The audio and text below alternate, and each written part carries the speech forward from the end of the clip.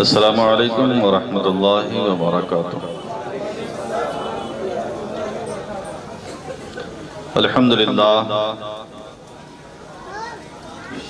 अल्हम्दुलिल्लाह रब्बिल आलमीन वल आक़िबतु लिल मुत्तक़ीन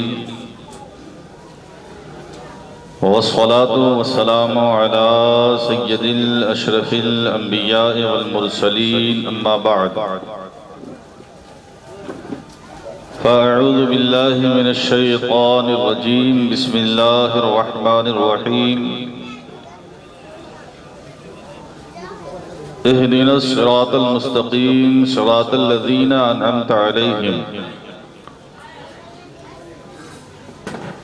सदक़ल्लाहु मौलाना अज़ीम व बल्लगना रसूलुहुन नबियुल अमीनुल करीम व नहनु अला ज़ालिका लमिनश शाहिदीन वश शाकिरीन वल्हम्दुलिल्लाहि रब्बिल आलमीन। बारगाह रिसालत में अदब व एहतराम के साथ दुरूद पाक का नजराने अक़ीदत पेश कर लें। पढ़ लीजिए अल्लाहुम्मा सल्लि अला सय्यदिना व मौलाना मुहम्मदिन व बारिक वसल्लिम सल्लल्लाहु अलैहि सलातम व सलामुन अलैका या सय्यदी या सय्यदी या सय्यदी या रसूलल्लाह सल्लल्लाहु तआला अलैहि वसल्लम। जिसने रोज़ाना 50 मरतबा दुरूद पाक पढ़ा, नबी फरमाते हैं कल बरोज़े क़यामत में उससे मुसाफ़हा करूँगा। बुलंद आवाज़ से दुरूद पाक पढ़िए। अल्लाहुम्मा सल्लि अला सय्यदिना व मौलाना मुहम्मदिन व बारिक वसल्लिम सल्लल्लाहु अलैहि सलातु व सलामुन अलैका या रसूलल्लाह सल्लल्लाहु तआला अलैहि वसल्लम।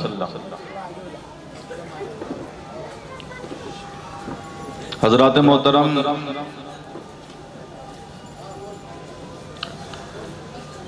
ये जो जिस महफिल में हम और आप बैठे हैं,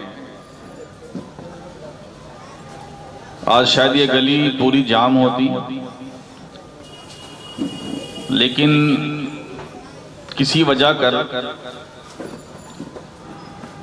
बल्कि खुले लफ्ज़ों में ये कहा जाए कि बारिश बहुत ज़्यादा हैदराबाद में हो रही थी, जिसकी वजह से फ़्लाइट कैंसिल हो गई और मौलाना नक्शबंदी साहब तशरीफ नहीं लाए। इसीलिए आज का और कल का भी प्रोग्राम कैंसिल कर दिया गया। फिर आइंदा इंशाअल्लाह 1 माह बाद उनकी तारीख 2 दिन की होगी, वो तशरीफ लाएंगे, फिर आप उनकी तकरीर सुनिएगा। ये कि कमेटी वालों की तरफ से आया है कि भाई माजरत कर लिया जाए, चूंकि बाहर से भी लोग आए होंगे, जाहिर सी बात है मोहल्ले के भी होंगे, तो अब चूंकि हालात ऐसे बन गए जिसकी वजह कर वो नहीं आ सके, तो इसलिए मुझ नाचीज को बैठाया गया है। अब जाहिर सी बात है, घर की मुर्गी दाल बराबर, क्या करें हम। वो एक शेर में कहता हूँ ना, एक ही बाप के 2 बेटे थे, दोनों के थे बाल बराबर। तू भी शायर मैं भी शायर, आधा आधा माल बराबर, सच कहते हैं दुनिया वाले, घर की मुर्गी दाल बराबर। हंसे नहीं आप लोग, लग रहा है सही कह रहा हूँ गलत कह रहा हूँ? सही है ना? लेकिन माशाल्लाह कह भी रहे हैं सही। अब मुझे उतना हंसाना तो नहीं आता जितना वो हंसाने आते हैं उनको, अहमद नक्शबंदी साहब को। मैं सीधी सीधी बात करना जानता हूँ। दुरूद पाक सुनाइए। अल्लाहुम्मा सल्लि अला सय्यदिना व मौलाना मुहम्मदिन व बारिक वसल्लिम सल्लल्लाहु अलैहि सलातु व सलामुन अलैका या रसूलल्लाह सल्लल्लाहु तआला अलैहि वसल्लम। ये महफिल चूँकि मिलाद मुस्तफ़ा से निस्बत रखती है, इसलिए मैं चाहता हूँ कि 1-2 शेर मैं भी नजर कर दूँ, इजाजत है? हवा फिज़ा मुनव्वर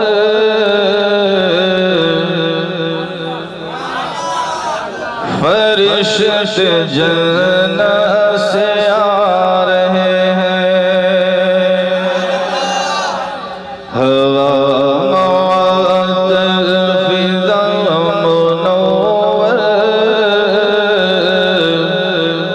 फरिश्ते जन्नत से आ रहे हैं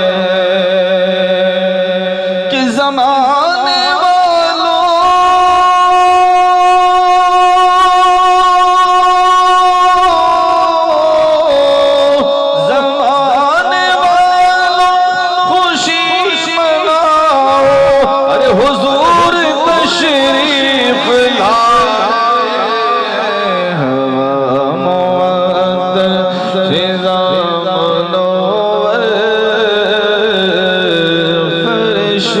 जन्नत से आ रहे हैं। क्या कहेंगे? क्या कहेंगे? इतने आहिस्ते से सुभान अल्लाह, और बुलंद आवाज से, और बुलंद आवाज से, और बुलंद आवाज से। इसमें कुछ ही लोग सुभान अल्लाह कह रहे हैं, बाकी पीछे वाले इत्मीनान से बैठे हुए। मैं चेहरा देख रहा हूँ, कौन कौन सुभान अल्लाह नहीं कह रहा। बुलंद आवाज से कहिए।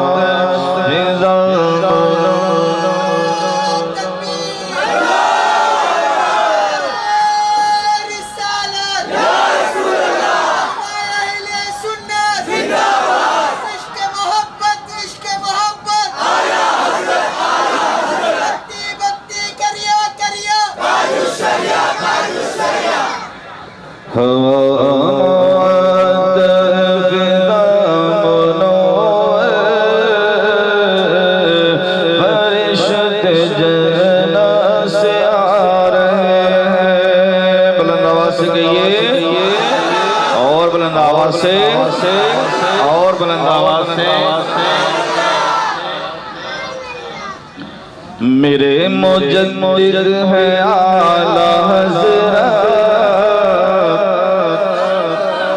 है कैसी आले नबी से उल्फत। मेरे मुजद्दिद, आपके मुजद्दिद नहीं है क्या? है ना, है ना, है ना। पढ़िए आप भी, पढ़िए आप भी। मेरे मुजद्दिद है आला हज़रत है कैसी आले नबी से उल्फत। मेरे मुजद्दिद है आला हज़रत है कैसी आले नबी से उल्फत। कि वो देखो सैयद,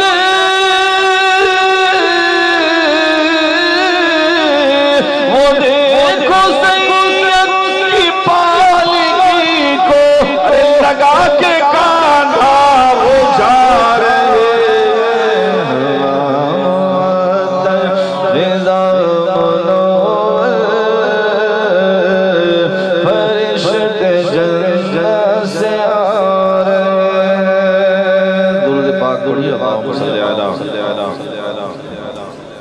सय्यदना व मौलाना मुहम्मद मुबारक सल्लल्लाहु अलैहि वसल्लम अलैका या रसूलल्लाह सल्लल्लाहु तआला अलैहि वसल्लम।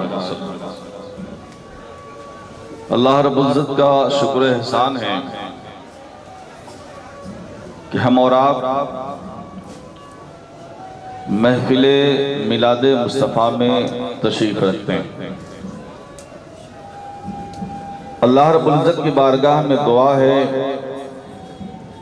कि अपने हबीब पाक साहिब लौलाक सल्लल्लाहु अलैहि वसल्लम के सदक़े हम सब का यहाँ आना बैठना सुनना अपनी बारगाह में कबूल फरमाए और इसे हम सब के लिए ज़रिए निजात बनाए। किसी शायर ने कहा, जहां तारीख था जुल्मत कदा था सख्त काला था, जहां तारीख था जुल्मत कदा था सख्त काला था, कोई पर्दे से क्या निकला कि घर घर में उजाला था। मेरे आका मदीने वाले मुस्तफ़ा सल्लल्लाहु ताला अलैहि वसल्लम की आमद से पहले इस दुनिया का बड़ा बुरा हाल, यहां तक कि बेटियां जिंदा दफनाई जाती, शौहर मर गया तो हमारे इसी मुल्क हिंदुस्तान में बीवियों को शौहर के साथ जला दिया जाता था।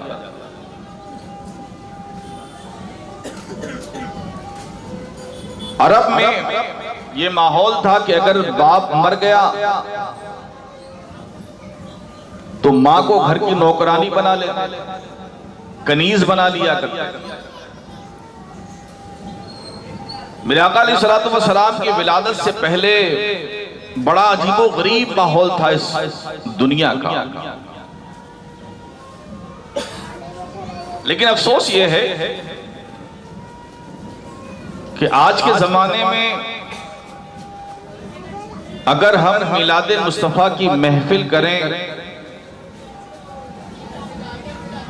तो एतराज होता है कि नबी पाक अलैहिस्सलातु वस्सलाम की मिलाद मनाना ये दुरुस्त नहीं है।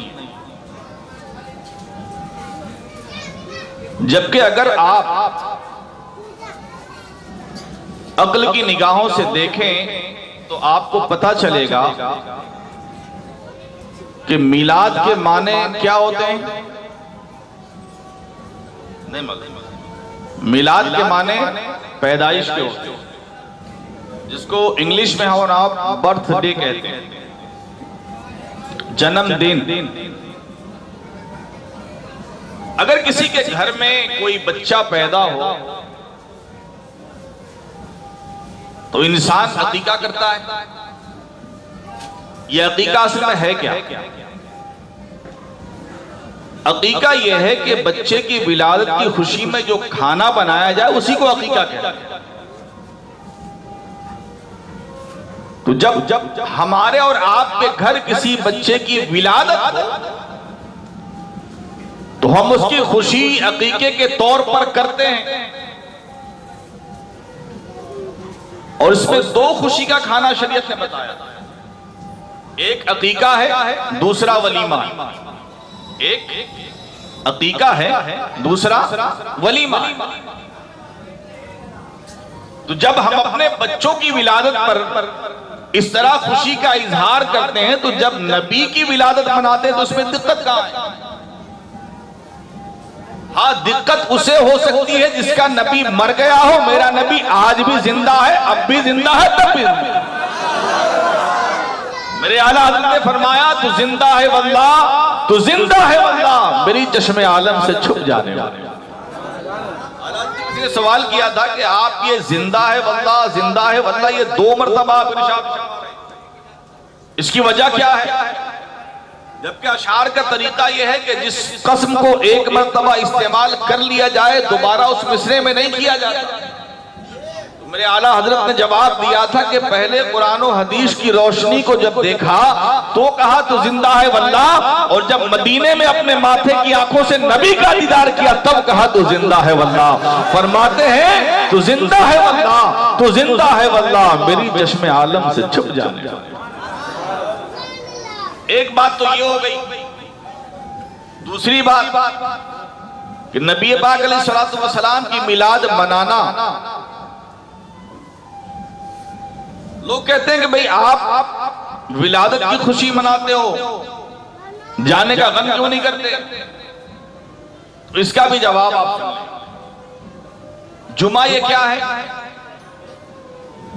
नहीं मालूम। जुमा क्या है? ईद है। क्या है? ईद।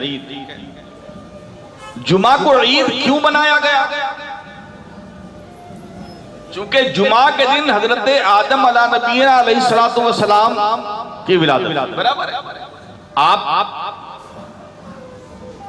आपके विसाल की तारीख भी वही है, जुमा का दिन ही है। तो अगर आप मौरखीन की तारीख को देखेंगे, किताबों का मुताला करेंगे, तो आपको पता चलेगा जब नबी पैदा होता है तो उस दिन उम्मती की ईद होती है, और जब नबी पर्दा करता है तो उस दिन नबी की ईद हुआ करती है। हम दोनों ईदों को ले लें तो पता चलेगा हम अहले सुन्नत वल जमात हर तरीके से सही है। अगर जाने की खुशी मनाए तो आने की खुशी मनाए तो जाने की भी खुशी करनी होगी, इसलिए कि जब आए तो उम्मती की ईद थी और जब गए तो खुद नबी की ईद थी। अच्छा, वो कैसे?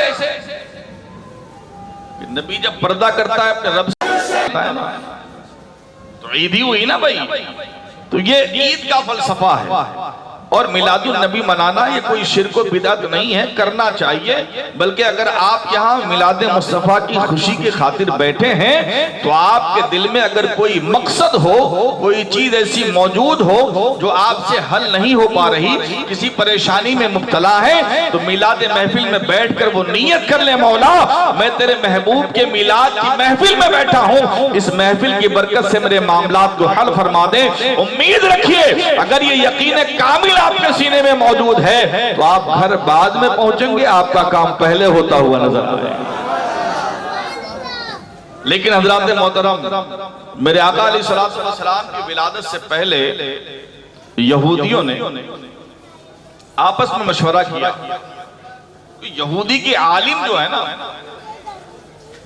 ये पुरानी जो किताबें हुआ करती थी, जो सहीफे थे पुरानी, उन सब के अंदर नबी पाक अलैहिस्सलातु वस्सलाम की विलादत का जिक्र, उनके वालिद कौन होंगे, उनके दादा कौन होंगे, उनके नाना कौन होंगे। आपको पता है नबी पाक अलैहिस्सलातु वस्सलाम के नाना का नाम क्या है?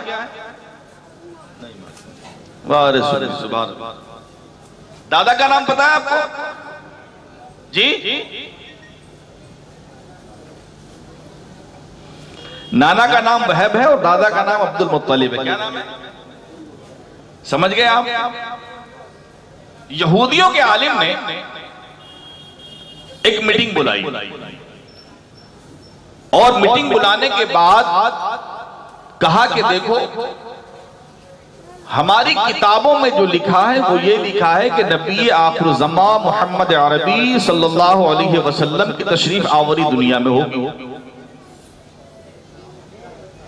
और वो मक्के की सरजमीन पर तशरीफ लाए,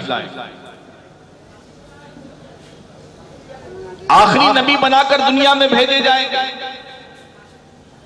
और उनके आने के बाद तमाम नबी के जो उम्मती हैं वो सब खत्म, अब सिर्फ उन पर ही लोग ईमान लाएंगे। उनके वालिद का नाम अब्दुल्ला होगा, उनके दादा का नाम अब्दुल मुत्तलिब होगा। लेकिन अगर उनकी विलादत हो गई तो जो ये हमारा सिलसिला चल रहा है ये खत्म कर दिया जाए।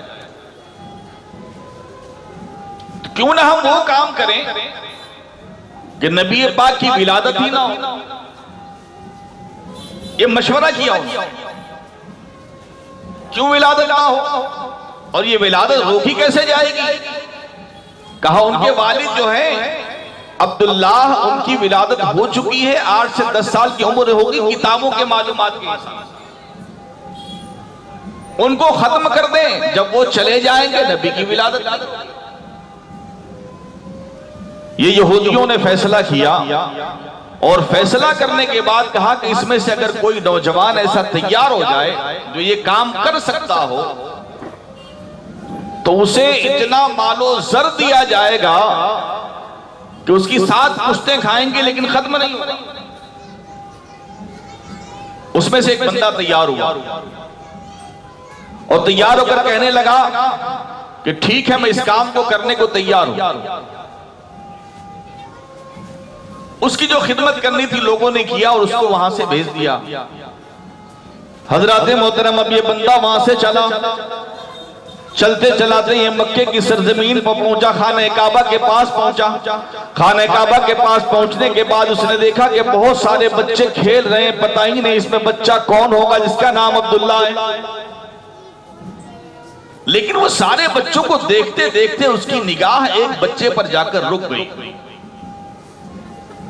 और जिस बच्चे पर निगाह रुकी है वो हजरत अब्दुल्ला थे।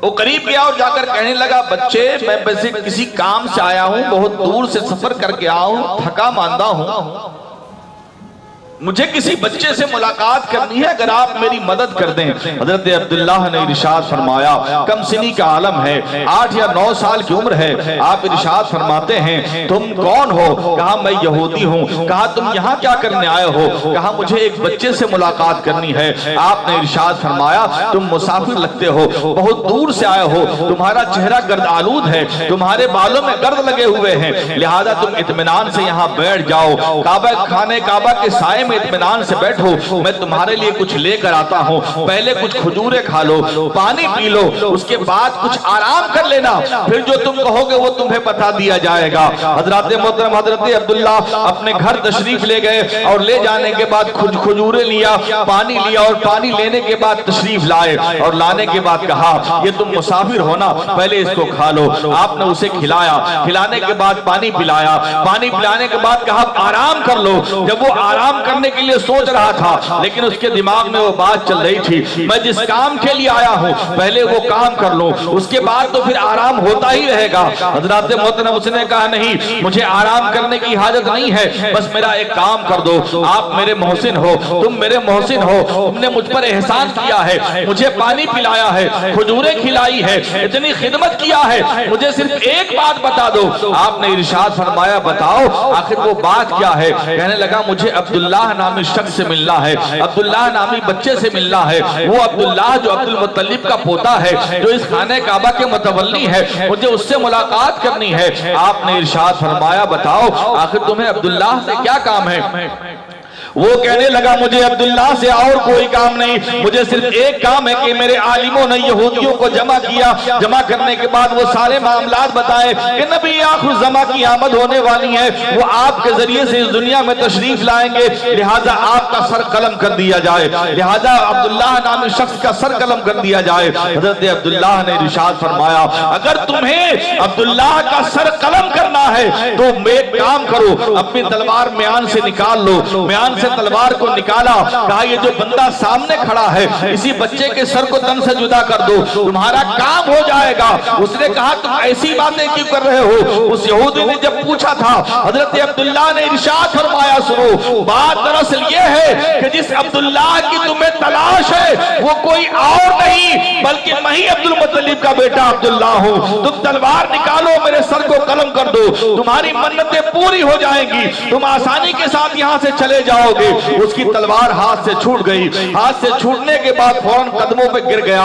कहा, सुनो, अरे जिस बच्चे के पेशानी में नूरे मुहम्मदी चमक रहा हो उसके अखलाक का ये आलम है, तो फिर नबी आखिर ज़मा के अखलाक का आलम क्या होगा? मेरे नबी आखिर ज़मा के अखलाक का आलम क्या होगा? लिहाजा मैं तो यहूदियों के मानात में आ गया था, यहूदियों के बहकावे में आ गया था, मैं भी अगर जिंदा रहा तो उन पर ईमान लाऊंगा। हजरत मोहतरम इरशाद फरमाते हैं कि ठीक है। उसके बाद हजरत अब्दुल्लाह की उम्र बढ़ती चली गई, कुछ उम्र और बढ़ी है। आप शिकार के बहुत शौकीन थे, आप शिकार करने जंगल में जाया करते थे, लेकिन एक मर्तबा जंगल में जब शिकार करने गए, यहूदी आपके पीछे लगे हुए थे कि किसी तरह से कोई वक्त ऐसा मिल जाए जिस वक्त हजरत अब्दुल्लाह का सर तन से जुदा कर दिया जाए। अब चूंकि जंगल में है, हजरत वहब भी उस वक्त जंगल में मौजूद थे, हजरत आमना के वालिद भी जंगल में मौजूद हैं, लेकिन जब ये यहूदियों ने प्लान बनाया और और प्लान बनाने के बाद ये कहा कि अब इनका सर कलम कर दिया जाएगा। हजरत वहब कहते हैं मैंने देख लिया था, मैंने पत्थर उठाना चाहा, मैं पत्थर ना उठा सका, मैंने आवाज देना चाहा, मैं आवाज ना पहुंचा सका, लेकिन मैंने देखा कि उसको और किसी की जरूरत ना थी, बल्कि वो तो अपनी जगह साबित कदम खड़े थे। अचानक एक जंगल से शेर आया और तमाम यहूदियों को वहां पर चीर फाड़ कर चला गया। यानी हिफाजत रब फरमा रहा है हजरत अब्दुल्ला की। यही हजरत अब्दुल्ला है जब अपने घर तशरीफ लाए और लाने के बाद अपने वालिद साहब से कहते हैं, वालिद साहब से निकाह की ख्वाहिश जाहिर की। उसकी वजह यह थी हजरत अब्दुल्ला सबसे छोटे हैं, उम्र हो चुकी है, लेकिन आप बड़े नेक हैं, बड़े पारसा हैं, बड़े मुत्तकी हैं, बड़े नेक दिल इंसान है। जब ये बात हुई हजरत अब्दुल मुत्तलिब सोच में पड़ गए कि आखिर वो कौन सी बंदी होगी जिससे हजरत अब्दुल्लाह का निकाह होगा। हजरत मोहतरम इसी तरह से खबर जब पहुंची हजरत वहब के बेटी के हवाले से, हजरत आमना के हवाले से, वो हजरत आमना कि जिनका चर्चा मक्के मदीने शरीफ में बहुत था, आप मदीने शरीफ की रहने वाली थी, इतनी नेक और पारसा लड़की थी कि हजरत मोहतरम एक मर्तबा एक औरत जो काहिना औरत थी वो मदीने में तशरीफ लाई और मदीने में आने के बाद उसने वो सबका हाथ देखना शुरू किया। जब हजरत आमना के हाथ को देखा था तो कहा था कि तू किसी नबी की बीवी बनने वाली है, तू बड़ी पाक सीरत और पाक सूरत है। हजरत आमना के घर हजरत अब्दुल मुत्तलिब तशरीफ ले गए और ले जाने के बाद हजरत वहब चूंकि बड़े गरीब थे और घर में बड़ी फाका कशी का मामला रहा करता था, हजरत अब्दुल मुत्तलिब ने जाकर कहा कि वहब मैं तुम्हारे घर पर आया हूँ। कहा आप तो मक्के के सरदार हैं, मेरे घर पर आप क्यों तशरीफ लाए? कहा इसलिए कि ये मेरी झोली है, इस झोली में हजरत आमना की भीख डाल दे। उसकी वजह यह है कि मैं चाहता हूं आमना की शादी में अपने बेटे अब्दुल्ला से करा दूं। हजरत वहब चौंक गए, कहा अरे आप इतने बड़े सरदार, मेरे घर की बेटी ये तो मेरे लिए किस्मत की मेराज है, मैं इसके लिए तैयार हूं। हजरत मोहतरम इस तरह जब शादी हो गई हजरत अब्दुल्ला और हजरत आमना की, तो हजरत मोहतरम आज के जमाने में हम शादी निकाह का मामला करते हैं, आज के जमाने में हम शादी ब्याह का मामला करते हैं, अगर थोड़ी सी नजर आप दौड़ा लें तो आपको पता चल जाएगा कि हमारे घरों के निकाह का मामला क्या है और उस जमाने में किस तरह की शादियां हुआ करती थी। आज अगर हम किसी लड़के लड़की को देखने का सिलसिला करते हैं तो 75 तरह के नुक्स निकाला करते हैं। कोई ये नहीं देखता कि ये दीन पर कायम है या नहीं, ये नमाज पढ़ने या पढ़ने वाली है या नहीं है, ये कोई शरीयत पर पाबंदी करने वाली है या करने वाला है या नहीं है, इसको कोई नहीं देखता। सब सिर्फ यही देखते हैं लड़का है तो पैसे वाला है या नहीं, लड़की है तो दुनिया की रंगीनियों में गुम है या नहीं है। ये सारे माहौल लोगों ने बना रखा है। लेकिन हजरत मोहतरम मेरे आका ने फरमाया जब तुम कहीं निकाह के लिए लड़की देखो तो उसमें ये देखो कि उसमें दीन है या नहीं है, वो दीनदार है या नहीं है। दुनियादारी नहीं देखनी, दीनदारी देखनी है। हजरत मोहतरम जब शादी हुई और पहली रात है, जब नूरे मोहम्मदी मुंतकिल होकर हजरत आमना के शिकम में आया तो आना ही था कि हजरत अब्दुल्ला आप उस दिन रहने के बाद साथ में फिर आपने इरादा किया कि मैं कहीं जाऊं और जाकर कुछ तिजारत करूं। हजरत मोहतरम तिजारत का इरादा किया था और तिजारत करने की गर्ज से अपने वालिद मोहतरम के पास गए और कहने लगे बाबा मैं चाहता हूं कि तिजारत का काफिला जो जा रहा है मैं इसके साथ तिजारत करने जाऊं। हजरत अब्दुल्ला को इजाजत तो मिल गई, हजरत बीबी आमना से भी इजाजत ले ली और इजाजत लेने के बाद जब तिजारत करने के लिए आप तशरीफ ले गए, हजरत बीबी आमना कहती हैं कि अभी तो करीब ही शादी हुई है हमारी, आप इतनी जल्दी जा रहे हैं, पता नहीं फिर कब आना होगा। हजरत अब्दुल्ला ने इरशाद फरमाया था मैं जरूर आऊंगा और जल्दी आऊंगा। लेकिन हजरत मोहतरम जब वो सफर पर गए तो फिर वापस पलट कर नहीं आए। हजरत बीबी आमना घर की सफाई में लगी हुई है। हजरत अब्दुल मुत्तलिब ने पूछा था बेटी घर की सफाई क्यों कर रही हो? इरशाद फरमाती उसकी वजह यह है कि आज अब्दुल्ला के आने का दिन है। हजरत अब्दुल मुत्तलिब खाने काबा पर तशरीफ ले गए, किसी आने वाले बंदे ने कहा था आपका नाम अब्दुल मुत्तलिब है, आपका बेटा ही अब्दुल्ला है। कहा अब वो दुनिया में नहीं रहे बल्कि काफिले में जाते हुए उनकी तबीयत अलील हो गई थी, उन्हें वहीं दफन कर दिया गया है, अब वो कभी वापस नहीं आएंगे। हजरत अब्दुल मुत्तलिब परेशान थे, आप सोच रहे थे मैं बीबी आमना को जाकर क्या जवाब दूंगा, घर पर किस तरह यह खबर पहुंचाई जाएगी। लेकिन हजरत अब्दुल मुत्तलिब जब घर तशरीफ लाए देखा हजरत बीबी आमना उसी तरह लगी हुई है। आप इरशाद फरमाते हैं बेटी अब सफाई की जरूरत नहीं है क्योंकि अब्दुल्ला आप तशरीफ नहीं लाएंगे, उनका इंतकाल हो गया है। हजरत मोहतरम आप सोचें किस तरह का सदमा गुजरा होगा हजरत बीबी आमना पर। लेकिन अरब का दस्तूर था कि जब भी कोई बेवा हो जाया करती तो बेवा होने के बाद ना तो वो खुशबू लगा सकती है, ना तो वो इत्र लगा सकती है, ना तो वो अच्छे कपड़े पहन सकती है, ना तो श्रृंगार कर सकती है। लेकिन हजरत बीबी आमना है कि आपके जिस्म से मुश्क की खुशबू आया करती थी। आप जिस रास्ते से चला करती वो खुशबू महक जाया करती थी, दरो दीवार महक जाया करते थे। हजरत मोहतरम एक मर्तबा हजरत अब्दुल मुत्तलिब से लोगों ने कहा, आप मक्के के सरदार हैं, कुरैश के सरदार हैं, जबकि कुरैश के अंदर यह माहौल है कि कोई भी जो बेवा हो जाए वो खुशबू नहीं लगा सकती, उसके पास ना अच्छे कपड़े वो पहन सकती है, वो बनाओ श्रृंगार नहीं कर सकती। लेकिन आपके घर का माहौल अलग नजर आ रहा है। हजरत बीबी आमना है जो खुशबू भी लगाती है, श्रृंगार भी करती है, वो अच्छे कपड़े भी पहनती है, वो जहां से गुजरती वहां से खुशबू आया करती है, और वो ऐसी खुशबू होती है जो मक्के में वो खुशबू मिला नहीं करती, वो खुशबू यहाँ किसी के पास मौजूद ही नहीं है। हजरत मोहतरम जब हजरत अब्दुल मुत्तलिब तशरीफ लाए और लाने के बाद अपने शरीके हयात को बुलाया और बुलाने के बाद कहा, जाकर आमना से पूछो कि आखिर वो खुशबू क्यों इस्तेमाल करती हैं, क्या वो मेरे बेटे का सोग नहीं मनाती। जब सास आई हजरत आमना के पास, हजरत आमना उठकर खड़ी हो गई। हजरत मोहतरम यहीं आपको रोक कर एक जुमला दे दूं, बता दूं कि आज के जमाने का माहौल कैसा है। आज के जमाने में माहौल ये है कि अगर ससुर घर में बैठा हो, बूढ़ा है, अगर वो घर में आ जाए, बहू बैठी हो तो बहू बैठी रहती है, ससुर खड़ा रहता है। अगर सास आ जाए तो बहू बैठी रहती है, सास खड़ी रहती है।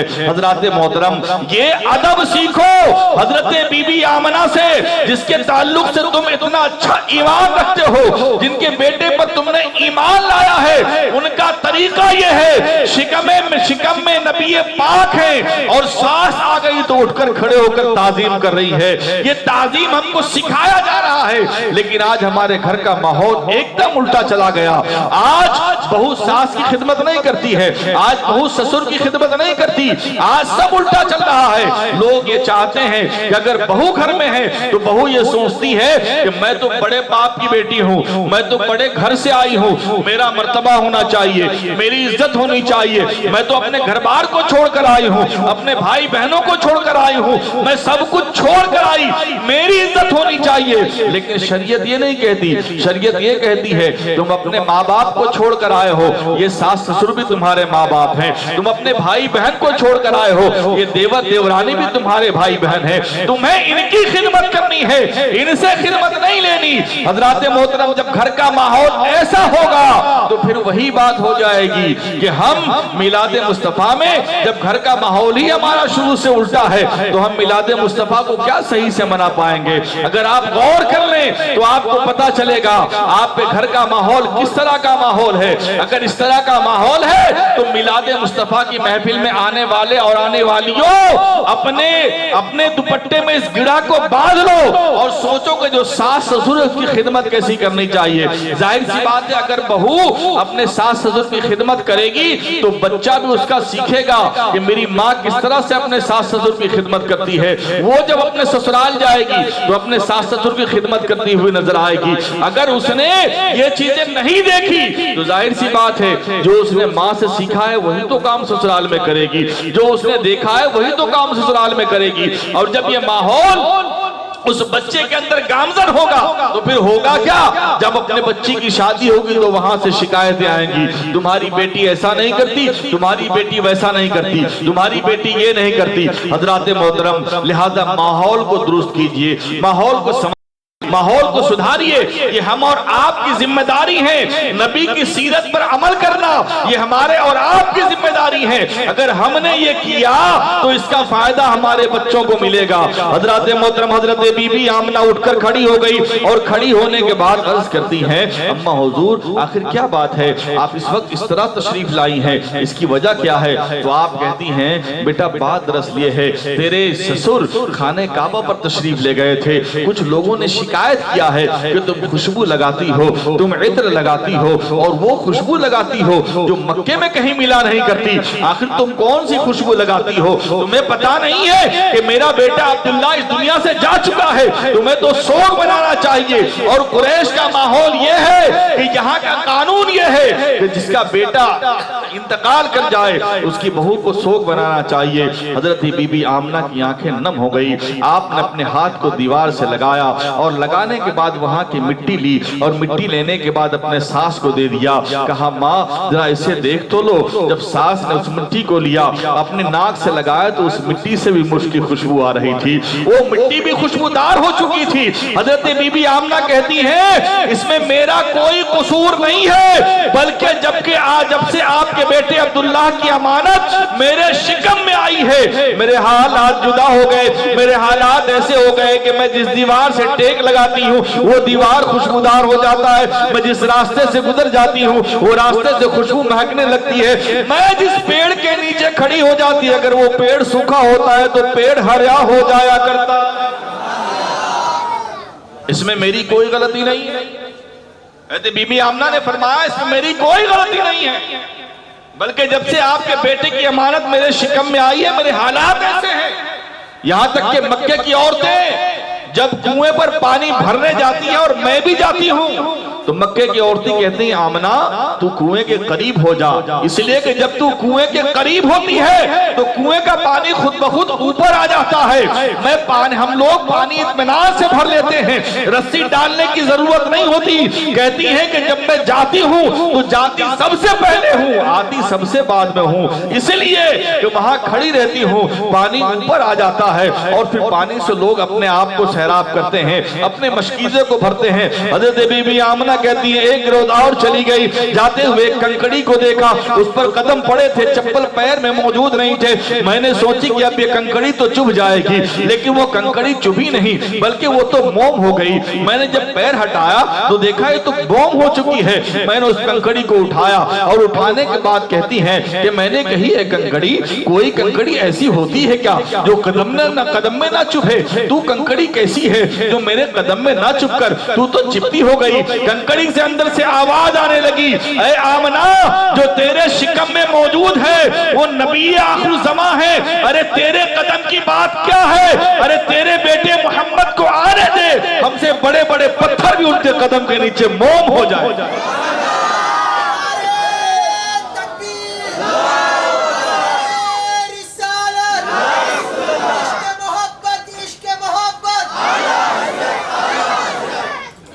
तेरे मेरे नबी की शान ये है कि हज़रत आमना जहां खड़ी हो जाती वहां साया हो जाता। और उम्मती क्या कर रहा है?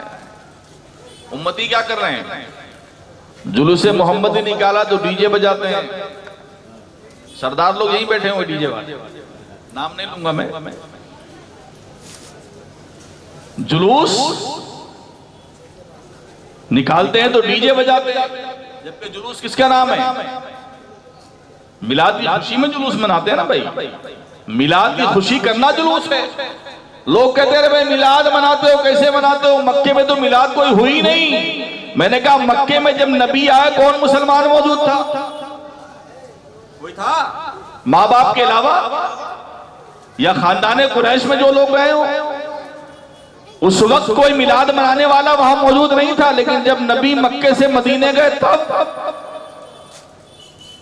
मदीने में मिलाद हुई थी, बच्चियों ने इस्तेमाल किया था, जुलूस निकला था, डब बजे थे, तलाल बदरो अलैना की सदाएं बुलंद हुई थी। अरे तुम कैसे उम्मती हो? उन्होंने एहतराम इस तरह से किया कि नजर वहां की बच्चियों ने डब बजाकर वो गीत गाए अरबी में, वो नाते पढ़ी नबी पाक अलैहिस्सलातु वस्सलाम की शान में। और तुम हो के डीजे बजा रहे हो, तुम हो के नाच गाना कर रहे हो, तुम हो के रुमाल नचा रहे हो, तुम हो के तरह तरह की जो है हरकत कर रहे हो। ऐसी हरकतें जो आज दुनिया तुम पर उंगली उठा रही है, उसकी वजह कोई गलत नहीं है। वो गलत नहीं कह रहा है, वो जो कहता है वो सही, इसलिए कि तुम खुद गलत कर।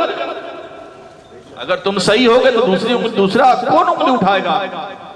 भाई अगर आपका घराना दुरुस्त है तो बाजू वाले आपकी तारीफ करेंगे ना, भाई कमाल भाई घर बड़ा अच्छा है, फलाने साहब का घर बड़ा अच्छा है, फलाने साहब का घर बड़ा अच्छा है, इस घर की बच्चियां बाहर नहीं निकलती, यहाँ लोग नमाज रोजा पढ़ने वाले लोग हैं। और जिस घर में ये ना हो तो लोग क्या कहेंगे? अरे घर के लोग बहुत फालतू हैं, गाने बजाते रहते हैं, ये करते हैं वो करते हैं, बुराई करते हैं ना लोग। तो जितनी गलतियां हैं वो तो सब हमारी हैं।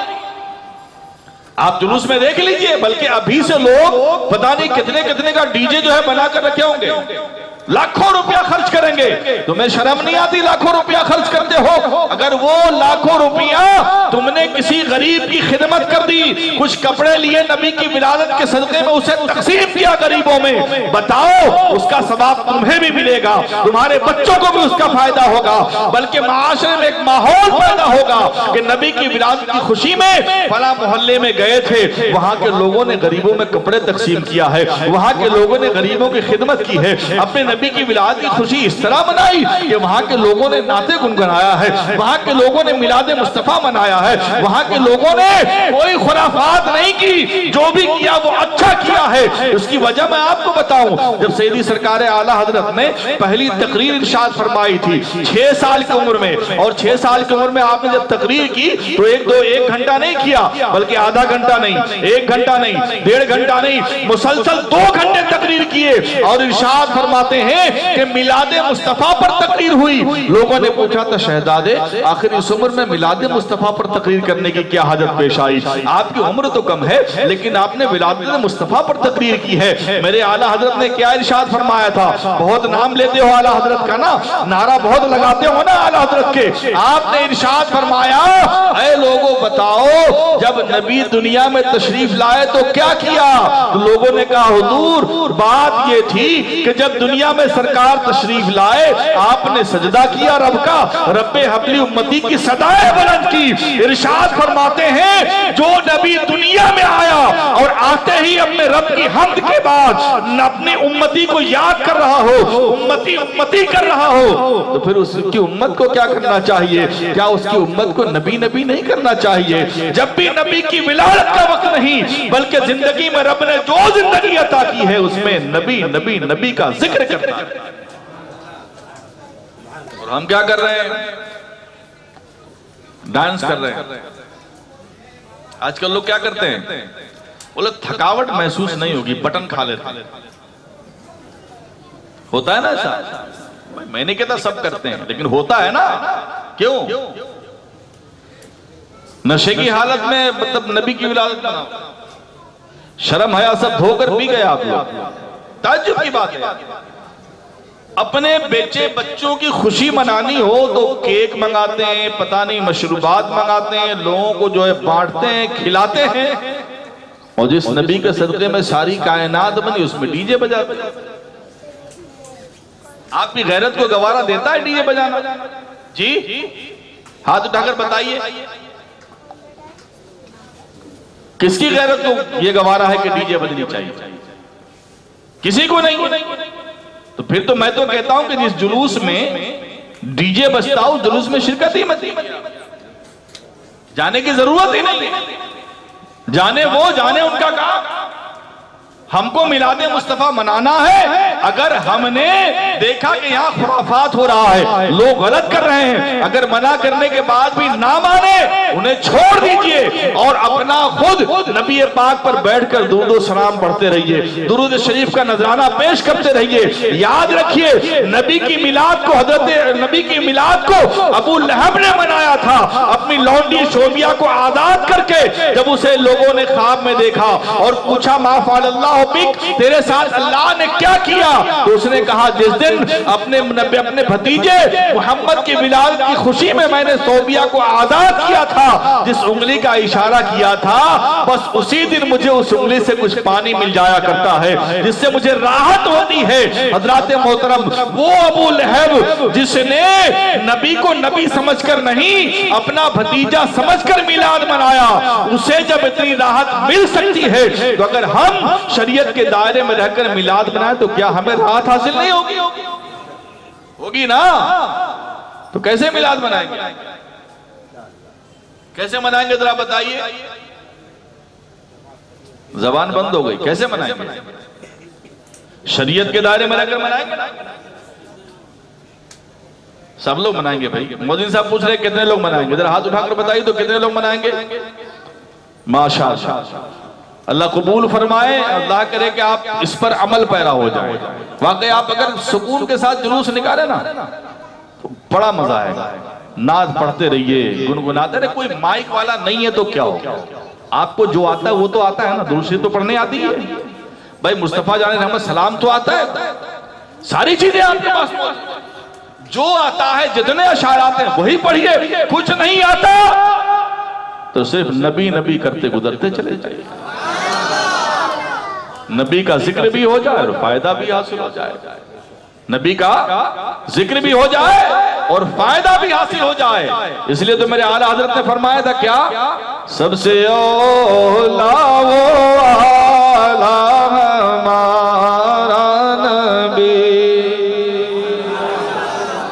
सबसे औला वो आला हमारा नबी, सबसे बाला वो आला हमारा नबी, सबसे बाला वो आला हमारा नबी, सबसे औला वो आला हमारा नबी। तेरे मेरे नबी की शान बड़ी बुलंद है। जितने भी नबी दुनिया में तशरीफ लाए, कोई एक मौजज़ा लेकर आए, कोई दो मौजज़े, लेकिन जब तेरा मेरा नबी इस दुनिया में तशरीफ लाया तो सरापा मौजज़ा बनाकर भेजा गया। सरापा मौजज़ा बनाकर बनकर दुनिया में तशरीफ लाए।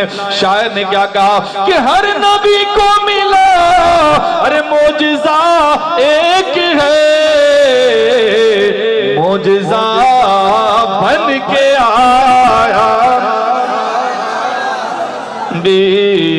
मौजज़ा बन के आया हमारा नबी। और तेरे मेरे नबी की शान ये कि आप जहां भी जिस महफिल में बैठते आप सबसे बुलंद बाला नजर आते थे, सबसे बुलंद बाला नजर आते थे। सैयदी सरकार आला हज़रत ने इरशाद फरमाया कि सारे ऊंचों में ऊंचा समझिए जिसे है ऊंचों से ऊंचा हमारा नबी, सबसे औला हमारा नबी। अगर नबी से सच्ची मोहब्बत है तो याद रखो, अगर नबी से सच्चा इश्क है तो याद रखो, अगर नबी की सीरत पर सही तरीके से अमल कर लिया और सही तरीके से अपने नबी पाक अलैहिस्सलातु वस्सलाम के फरामीन पर अमल किया और अमल करने के बाद अगर मदीने की तरफ रुख करके जो तलब करोगे नबी से, नबी के घर से, वो तुम्हें अता कर दिया जाएगा। इसलिए कि आला हज़रत ने फरमाया मांगने वाले मंगतों को यूं चाहिए मांगना और किसी से भी क्यों चाहिए, मुनकिरों को ना खफा चाहिए, क्या रज़ा ने कहा सोचना चाहिए, कि कौन देता है देने को मुँह चाहिए, और देने वाला है सच्चा हमारा नबी, देने वाला है सच्चा हमारा नबी।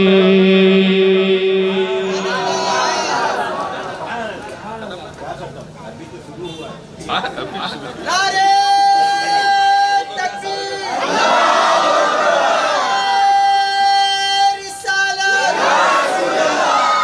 बत्ती करिया करिया, इश्क मोहब्बत, इश्क मोहब्बत, अहले सुन्नत, नारे तकबीर,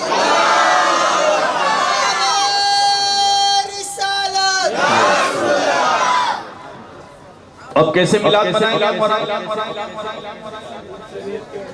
कैसे मनाएंगे? अरे सब तो बोलो ना यार, क्यों बड़े बड़े सर लेकर बैठो, जबान है ना मुंह में, बुलंद आवाज से कहिए किस तरह मनाएंगे? ये दो चार बोलेंगे या पीछे वाले ही बोलेंगे? किस तरह मनाएंगे? अच्छा, लोगों को इसमें मजा भी बड़ा आता है। लोग सोचते हैं ओ भाई डीजे बजेगा तो फिर दिल लगेगा, फिर वो सुकून से जाएंगे, बटन भी खाएंगे, मगन भी रहेंगे, थोड़ा सा भांग भी खा लेंगे, थोड़ा सा वो नशे का मजा रहेगा, थकावट भी नहीं होगी, नींद भी नहीं आएगी, घूमते घूमते चले जाएंगे नबी की मिलाद। हम तो नबी के आशिक हैं। थुक तुम्हारी जिंदगी के ऊपर, ऐसी नबी की मोहब्बत लेकर ना जाओ जुलूस में। कैसी मोहब्बत लेकर जा रहे हो? क्या वो बटन खाने के बाद भांग खाने के बाद, नशा करने के बाद।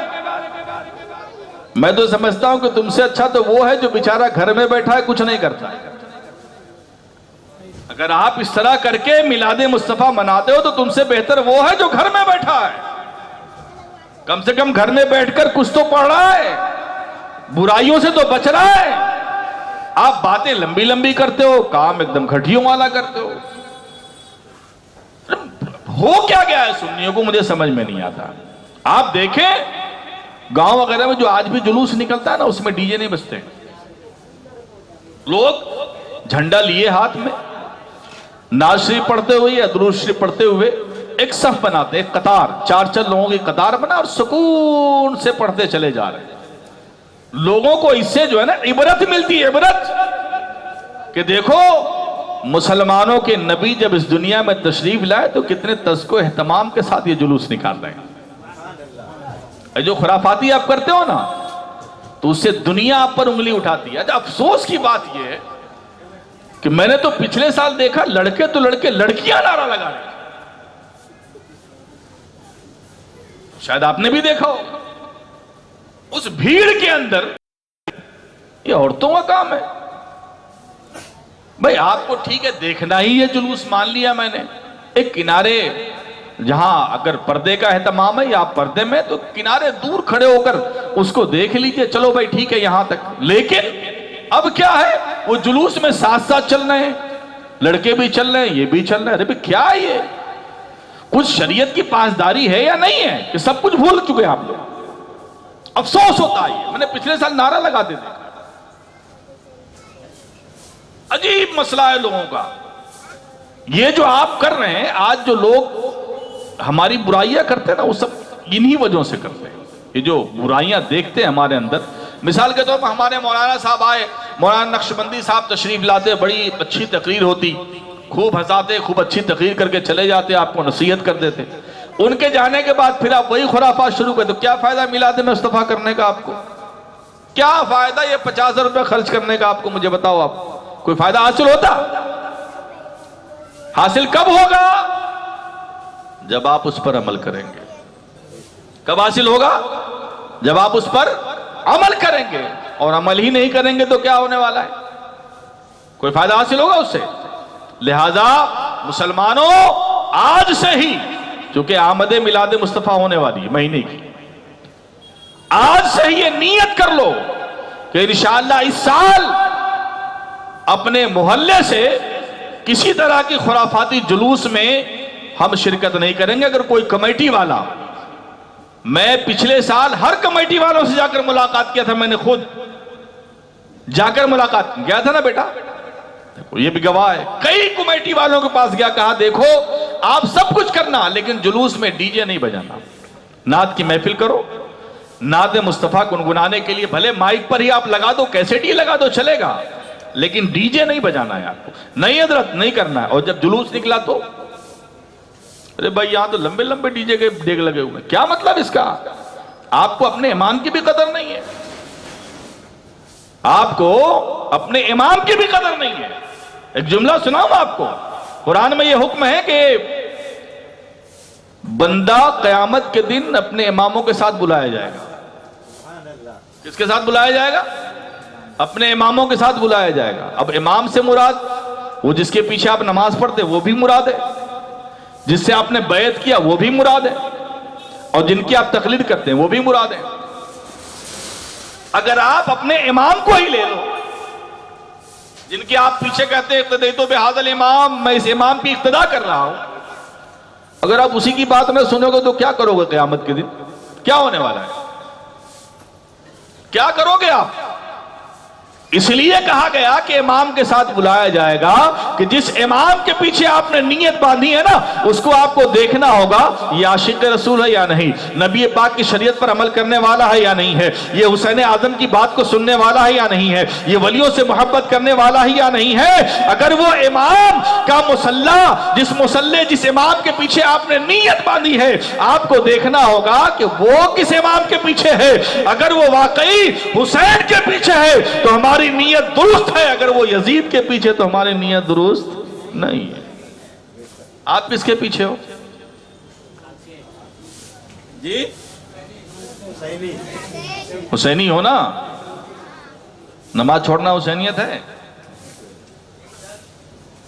डीजे बजाना हुसैनियत है, जुलूस में खुराफात करना हुसैनियत है। जो शादी ब्याह में मंगनी के नाम पर वो, और क्या बोलते हैं उसको, हल्दी मेहंदी के नाम पर, और पता नहीं कौन कौन से नाम पर जो आप लोग करते हो, ये हुसैनियत है? करबला में हुसैन क्यों आए थे? इन सबको खत्म करने ना। आज तो तुम जिंदा कर रहे हो इसको। क्या सबूत है कि आप हुसैनियत आपके अंदर मौजूद है? कोई सबूत आपके पास? बरोज़ क़यामत क्या जवाब दोगे? दीन ऐसे ही पहुंच गया आप तक। दीन के लिए कितनी कठिनाइयां, कितनी मुसीबतें उठाई है साहबा ने, जानते हो आप? एक बात अगर मैं आपको बता दूं, हजरत यासर इब्ने अम्मार का, साहबी रसूल, कैसी तकलीफें बर्दाश्त किया उन लोगों ने। आप तो सुनते ना हजरत बिलाल का वाकया, रेत पर लिटाया गया, पत्थर सीने पर रखे गए, फिर भी दर्द नहीं होता सीने में आपके।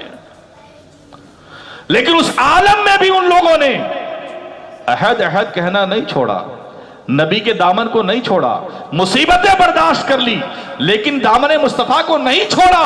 हजरत यासर इब्ने अम्मार का मामला तो यह था कि आपको, आपका जो मालिक था, जिसके आप गुलाम थे, जब उसको पता चल गया कि आपने कलमा पढ़ लिया है, हजरत मोहतरम वो एक दहकती हुई कोयले की आग बनाता, उसके ऊपर आपको लिटा दिया करता था। और हालात ये हुआ करते कि जब आपके पीठ की चर्बी पिघलती तो वह आग को बुझा दिया करती थी। हजरत मोहतरम वही हजरत यासर इब्ने अम्मार है। फरमाते हैं कि एक मर्तबा मेरे आका अलैहिस्सलातु वस्सलाम वहां से तशरीफ ले जा रहे हैं। मेरे आका अलैहिस्सलातु वस्सलाम ने जब हजरत यासर को देखा, देखने के बाद आपकी आंखों में आंसू तो आए, लेकिन इरशाद फरमाया, यासर सब्र करो, फरमाया यासर सब्र करो। लेकिन सख्तियां इतनी थी, आग के शोले के ऊपर आपको लटा दिया जाता था। लेकिन हजरत यासर इब्ने अम्मार हैं, जब दूसरी मर्तबा मेरे आका वहां से गुजरे तो आपने फिर देखा कि हजरत यासर उसी तरह लेटे हुए हैं। आपने रब की बारगाह में दुआ की थी, मौला मेरे यासर के लिए आग को ऐसे गुलजार बना दे जिस तरह हजरत इब्राहिम पर गुलजार किया था। हजरत यासर का वाकया सुनो। आप फरमाते हैं कि जब से नबी ने दुआ की थी वो दिन है और आज का दिन है। अब मैं जब आग पर लेटता हूं तो वो आग नहीं, बल्कि मुझे तो फूलों का बाग नजर आती है। मैं आराम से लेटा रहता हूं, कुरान की तिलावत करता रहता हूं। तकलीफें बर्दाश्त की ना उन्होंने, ऐसे ही पहुंच गया आप तक दीन। एक बुढ़िया थी मदीने में, मक्के में, अबू जहल उसे बहुत सताता था। बूढ़ी औरत थी वो बूढ़ी औरत को बुलाकर एक दिन कहने लगा, सुना तूने कलमा पढ़ लिया है? कहा कलमा पढ़ लिया है तो फिर तुम्हें बहुत अजियत दी जाएगी, सताया जाएगा तुम्हें।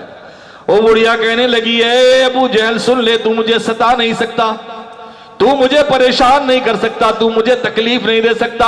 तू अगर मुझे मार भी देगा फिर भी मेरी जबान से अहद अहद के कलमे खत्म नहीं होंगे। याद रख, तेरे लात भी बेकार है, तेरे मनात भी बेकार, तेरे उस्सा भी बेकार, तेरे जितने इबादत करने वाले हैं वो सब के सब बेकार हैं। लेकिन मैं तो मोहम्मद अरबी की गुलाम हूं, मैंने उनका कलमा पढ़ लिया है, मैं अब वो कलमे को नहीं छोड़ सकती। इतना मारा गया, इतनी तकलीफें दी गई, इतनी अजियत दी गई कि कहते हैं मुर्रिखीन ने लिखा है कि आपकी आंखें जो थी वो दोनों आंख से आप नाबीना हो गई, आंख की रोशनी खत्म हो गई, सर पर जरब पड़ने की वजह से वो बुढ़िया किसी तरह से घिसटते घिसटते अपने घर तक पहुंची। अबू जहल ने कहा था, अभी भी वक्त है, तू अभी भी फिर जा, तेरे आंख की रोशनी आ जाएगी। वो कहती है, नहीं नहीं, मैंने तो अहद का नारा बुलंद किया है, मैं तो मोहम्मद अरबी का दामन पकड़ चुकी हूं, मैं तो उस खुदा को मानने वाली हूं, मैं कभी इस चीज को नहीं छोड़ सकती। हजरत मोहतरम वो बूढ़ी औरत जब अपने घर गई और घर जाने के बाद रब की बारगाह में दुआ की, मौला तेरे महबूब के सदके में मैंने ये दुआ करनी है,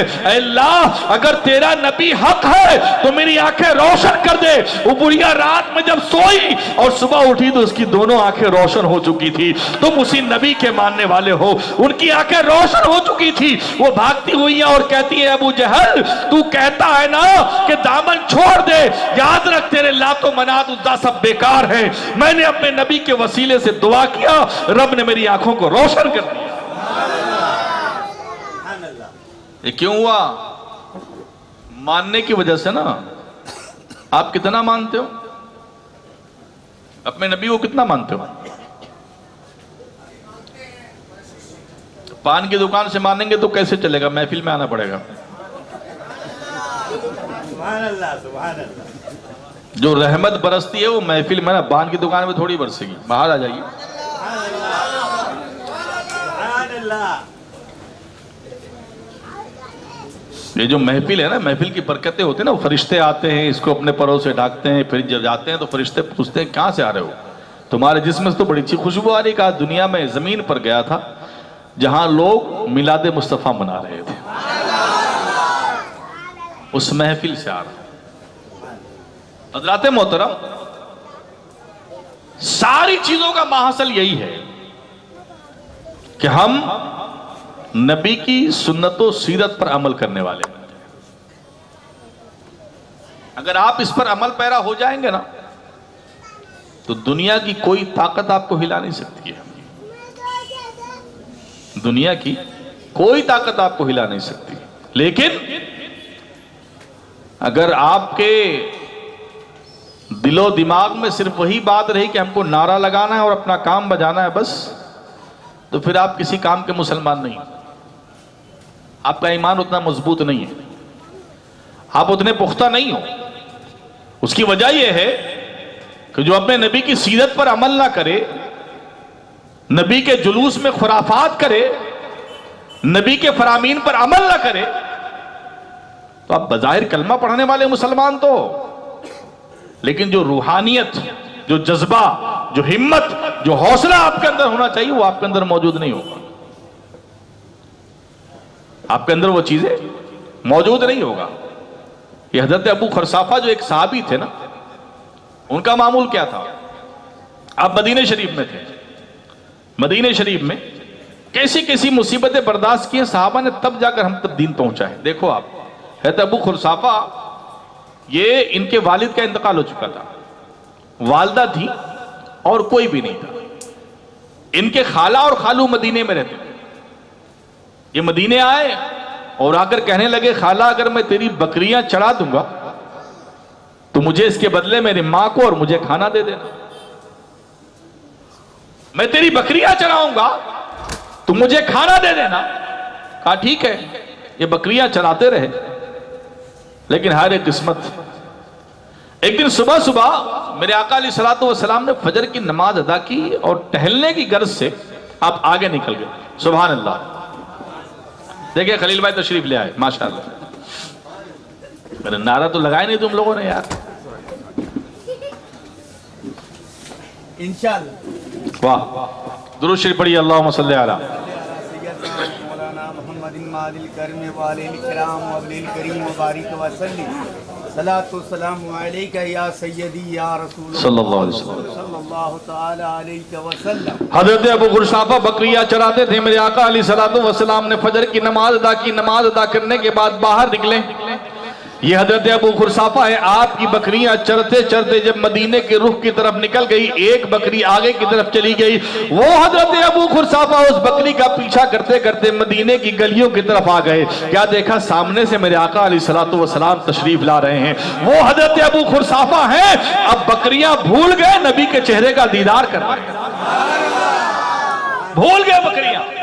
अब कहां नबी के चेहरे को देख रहे हैं, नबी के चेहरे को देख रहे हैं। मेरे आका अलैहिस्सलातु वस्सलाम जब वापस चले गए, इन्होंने बकरियां ली और घर चले गए। लेकिन अब एक दिन तो बकरी भाग कर आई थी, रोजाना भगा कर ले आते थे।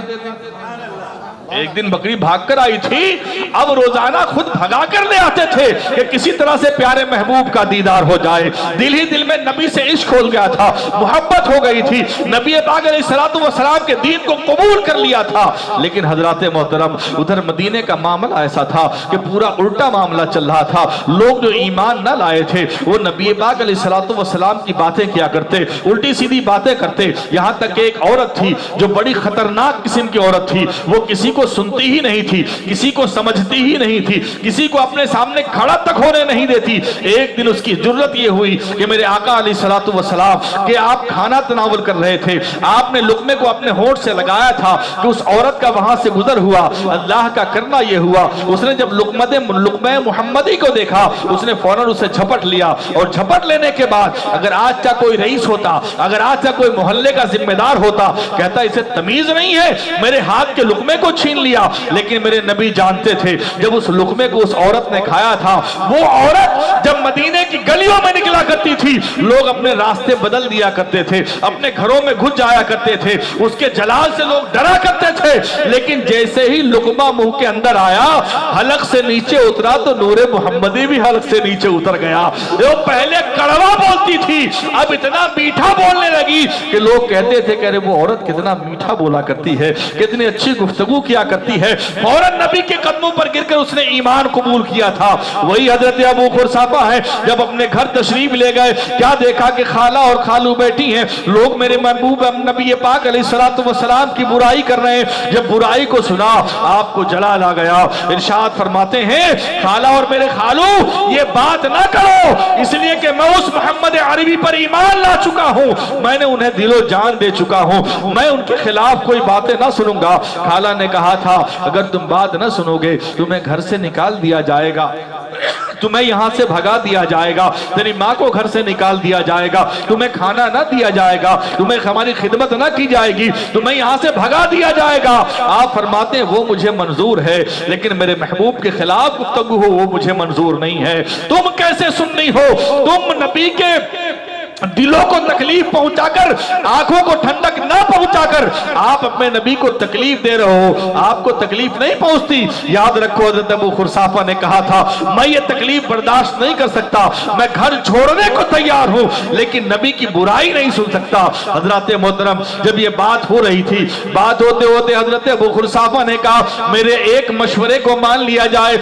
मेरा मशवरा यह है कि खाला और माँ ये दोनों मेरे आका अलैहिस्सलातु वस्सलाम के पास तशरीफ ले जाएं। वहां जाने के बाद जब वहां जाएंगी और आने के बाद अगर वो जो फैसला सुना देंगी वो मानने को मैं तैयार हूं। हजरत मोहतरम, हजरत अबू खुरसाफा की माँ और खाला जब वहां पहुंची है, पहुंचने के बाद जब वहां से आई, इधर हजरत अबू खुरसाफा ने रब की बारगाह में दुआएं करनी शुरू कर दी थी। जब वहां से आई, अबू खुरसाफा दौड़ते हुए गए और जाने के बाद कहा, माँ और खाला बताओ तुमने आखिर क्या देखा, वो जुमले सुनो, दिल मचल जाएगा। हजरत मोहतरम खाला और माँ ने कहा था, जो तुमने कहा था वो सच है। अरे हम भी वहां गए, हमने भी अपने दिल को दे दिया है मोहम्मद के कदमों में, इसलिए कि वो बंदा तो वो है कि जो बातें करता था उसके मुंह से नूर निकल के आसमानों पे बुलंद हो जाता था। जो इतने मर्तबे वाला हो वो गलत नहीं हो सकता, वो हक पर है, इसलिए हम भी उस महबूब पर ईमान लाना चाहते। किस तरह से दीन पहुंचा हम तक, सोचो आप, किस तरह से दीन पहुंचा, कैसी कैसी तकलीफें उठाई साहबा ने। लेकिन फिर भी अगर हम नहीं सुधरे, अगर हमने अपने आप को नबी की सीरत पर अमल करने वाला नहीं बनाया, तो फिर कोई फायदा नहीं है। आप जुलूस भी क्यों निकालते हो, मत निकालो। जुलूस अगर निकालना है तो शरीयत के दायरे में निकालिए, नहीं तो फिर निकाल के जब उससे कुछ हासिल ही नहीं है आपको, तो फिर फायदा क्या कुछ जुलूस निकाल कर। लोग तैयारी करते हैं, बहुत पहले से तैयारी करके रखते हैं, भाई फला दिन जो है ना हमको ये कपड़ा पहनना, वो लाल पीले गुलाब पूरा पता नहीं क्या का। अरे भाई आप सीधे सीधे कपड़े पहनो, अच्छे नए सिलवाए हुए कपड़े पहनो। नए अल्लाह ने तौफीक नहीं दिया, पुराने कपड़े को धुलकर अच्छे से प्रेस करके पहनो, खुशबू लगाओ, दुरूद शरीफ का विर्द करो, नबी की विलादत का सदका मांगो। अल्लाह ने चाहा तो अपने नबी की विलादत के सदके आपके तमाम मामलात को हल फरमा देगा। अल्लाह रब्बुल इज्जत की बारगाह में दुआ करता हूँ कि अल्लाह रब्बुल इज्जत हम सबको नबी की विलादत का सदका अता फरमाए और सीरत मोहम्मद अरबी सल्लल्लाहु तआला अलैहि वसल्लम पर अमल करते हुए हम सबको जुलूस मोहम्मदी में शरीक होने की तौफीक अता फरमाए। हमारे माँ बहनों को भी सीरत रसूल अरबी से हिस्सा अता फरमाए। व आखिर दावाना अल्हम्दुलिल्लाहि रब्बिल आलमीन, अस्तगफिरुल्लाह रब्बी मिन कुल्लि ज़ंबि व अतूबु इलैह। आप भी पढ़ लीजिए ला इलाहा इल्लल्लाह मुहम्मदुर रसूलुल्लाह सल्लल्लाहु तआला अलैहि वसल्लम। सलातु सलाम। अबू ज़र सलाम अलैका या रसूल सलाम अलैका या हबीब सलाम अलैका सलवातुल्लाह अलैका अस्तुफ़ैले गौसे आज़म गंज बख्शे फैज़े आलम सदका दो इमाम आज़म दूर हो सभी के रंजो गम या नबी सलाम अलैका या रसूल सलाम अलैका या हबीब सलाम अलैका सलवातुल्लाह अलैका रहमतों के ताज वाले दो जहां के राज वाले अर्श की महराज वाले आसियों की लाज वाले या नबी सलाम अलैका या रसूल सलाम अलैका या हबीब सलाम अलैका सलवातुल्लाह अलैका शहंशाह मदीना नूर से मामूर सीना मुश्क से बेहतर पसीना देख ले हम सब मदीना या नबी सलाम अलैका या रसूल सलाम अलैका या हबीब सलाम अलैका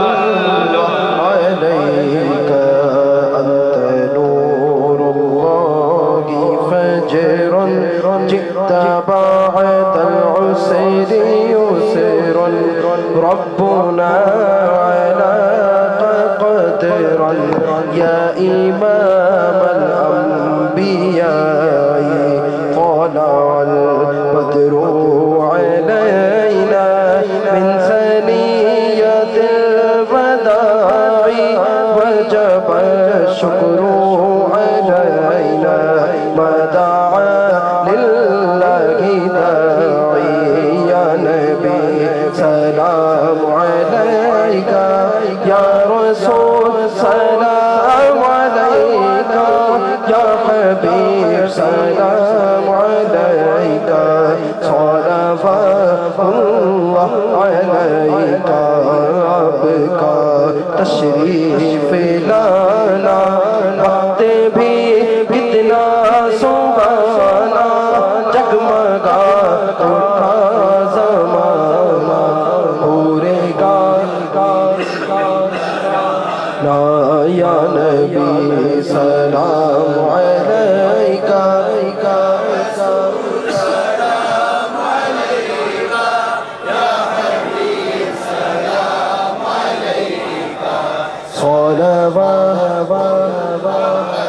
काश महशर में जब उनकी आमद हो काश महशर में जब उनकी आमद हो भेजे सब उनकी शौकत पेला को सलाम मुस्तफा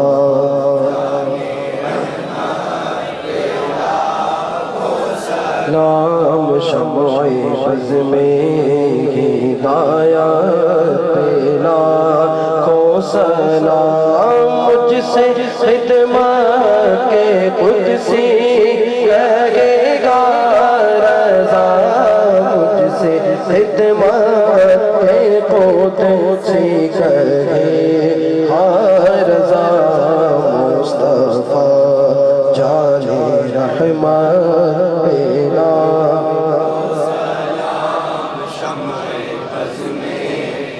आया तेरा खो सलाम। आप हज़रात तशरीफ रखिए। अस्सलाम वालेकुम। ला बेटा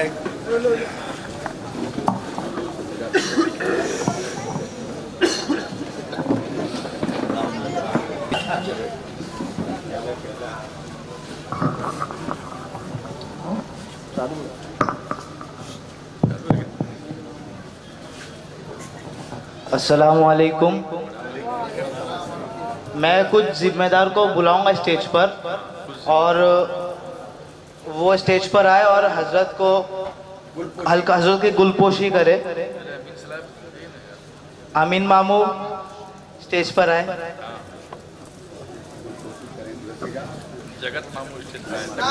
नारे तकबीर, नारे रिसालत।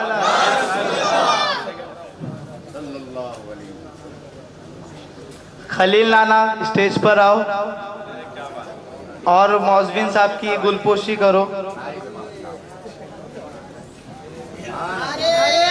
नारे तकबीर, नारे रिसालत, मोहब्बत इश्क मोहब्बत। कमालुद्दीन भाई स्टेज पर आइए। कमालुद्दीन भाई नारे और खादिम साहब की गुलपोशी कीजिए। नारे रिसालत, नारे तकबीर, नारे रिसालत।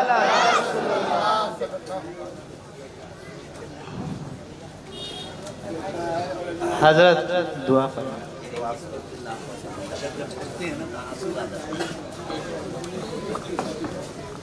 अल-फातिहा। 3 मरतबा दुरूद शरीफ, 3 मरतबा सूरह इखलास, 1 मरतबा सूरह फातिहा, फिर दुरूद शरीफ पढ़ लें।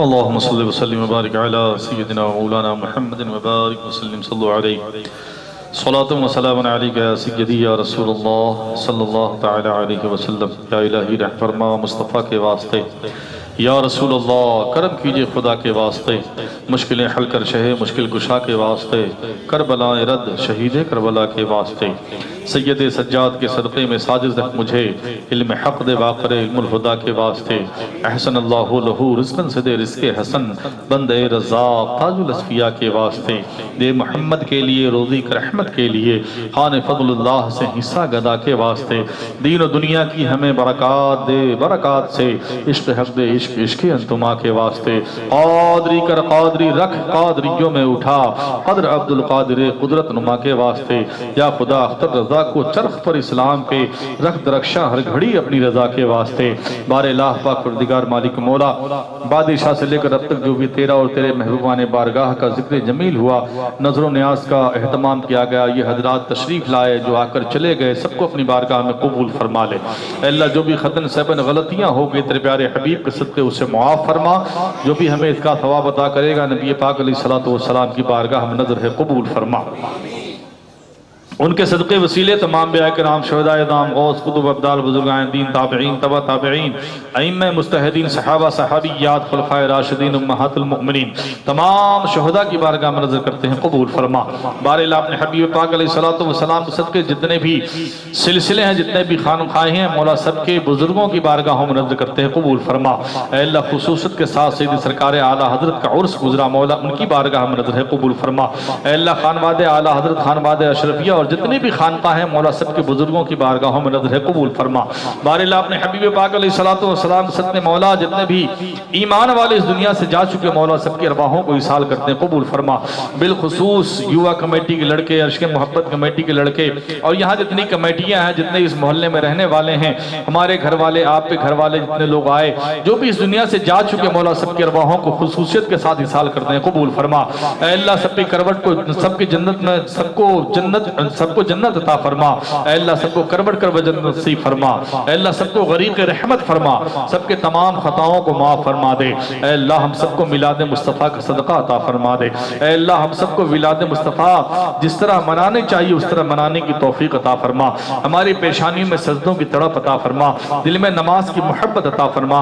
ऐ अल्लाह नबी की सीरत पर अमल करने की तौफीक अता फरमा।